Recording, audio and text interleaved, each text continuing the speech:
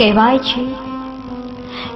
છે કે પિતાનો અઢળક પ્રેમ અને માતાનું નિર્મળ વહાલ ભેગું થઈને આકાશમાં ચડે, એના વાદળ બંધાય અને વાદળ અનરાધાર વરસે ને એનું નામ છે દીકરી. જો તમારા ત્યાં દીકરાનો જન્મ થાય ને તો તમારા પૂરા કુટુંબમાં પેંડા વેચજો, પણ દીકરીનો જન્મ થાય ને તો પૂરા સમાજમાં પેંડા વેચજો. કોઈ પણ દીકરી જન્મથી જ સાસુ કે વહુ નથી હોતી. શું સાસુઓ જન્મે છે ખરી?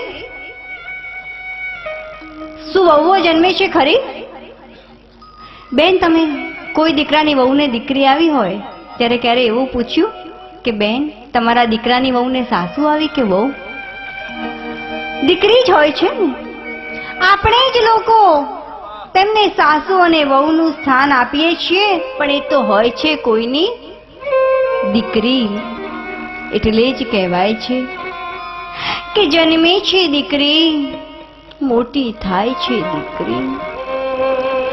બેન પણ હોય છે કોઈની જ દીકરી, વહુ પણ બને છે કોઈની જ દીકરી, સાસુ પણ હોય છે કોઈની જ દીકરી, વૃદ્ધાશ્રમમાં પણ જાય છે કોઈની જ દીકરી, અને મૃત્યુ પણ પામે છે કોઈની જ દીકરી. પરમ પૂજ્ય સચ્ચિદાનંદ સ્વામીએ વ્યાખ્યા કરી છે કે તમારા ઘરમાં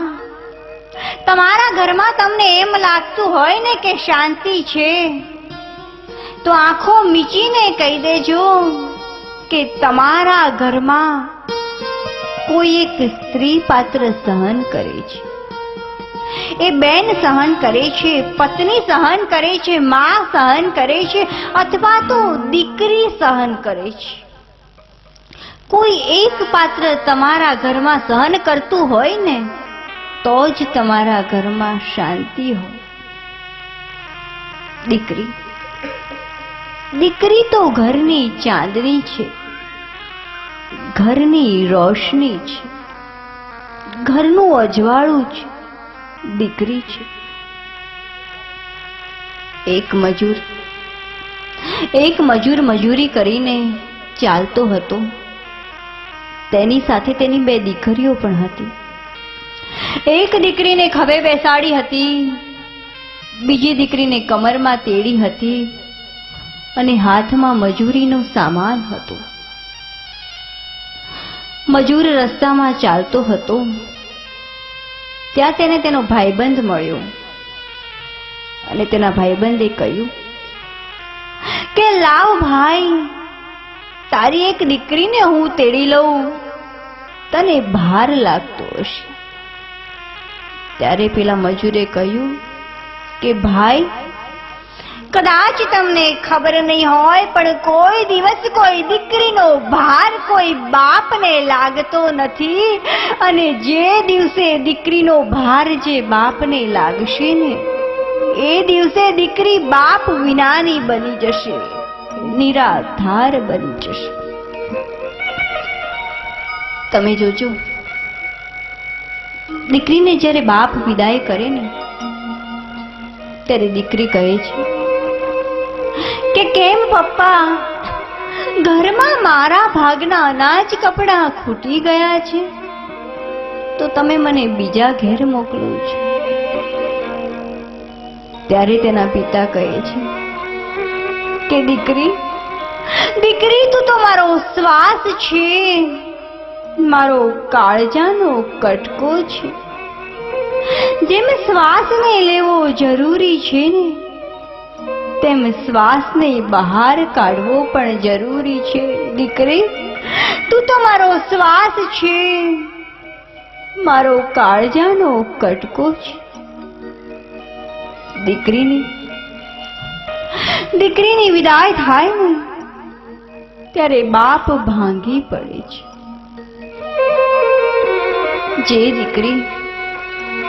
જે દીકરી સાસરે ગયા પછી પોતાના પિતાનું 5 વર્ષ સુધી મોઢું ના જોઈ શકી હોય, પોતાના પિતાને મળી ના શકી હોય. તમે વિચાર કરો, એ બાપ પર શું વીતી હશે, દીકરી પર શું વીતી હશે. દીકરીના સમાચાર સાંભળવા બાપ આકુળ વ્યાકુળ થઈ જાય છે. દીકરીને સમજવાનો પ્રયત્ન કરજો. દીકરી તો બાપના જીવનની જીવન દોરી છે.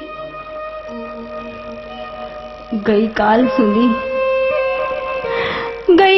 સુધી મા બાપ એ બાબતની ચિંતા કરતા હતા કે આપણી દીકરીનું શું થશે, પણ આજે દીકરીઓ ચિંતા કરતી થઈ છે કે આપણા મા બાપનું શું થશે.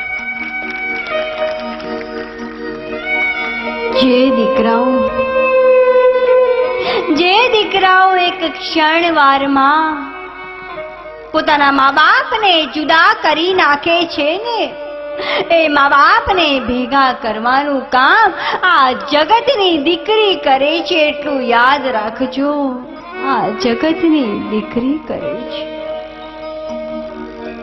અરે આજે તો દીકરાઓ હોવા છતાં દીકરીઓ માતાની નનામીને કાંધ આપી દોણી ઉચકવાથી માંડીને